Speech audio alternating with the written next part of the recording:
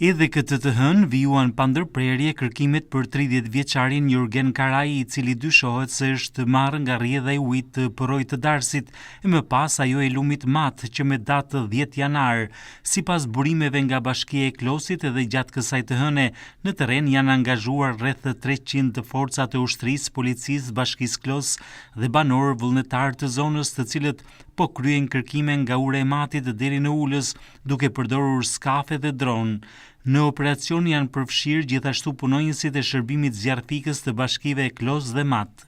Pavarësisht kërkimeve intensive, deri në këto momente nuk është gjetur asnjë shenjë 30 vjeçarit. Ndërkohë në segmentin nga ura e Matit deri tek ura e Halilit, ku ka përfunduar automjeti në Porojën e fshatit Dars, janë angazhuar në kërkime të thelluara rreth 70 persona, punonjës të Bashkisë së Klosit, si dhe të afërm të riut dhe banorë të zonës. Kërkimet po zhvillohen gjithashtu në të gjithë rrjedhën e lumit mat në të dy krahët e tij.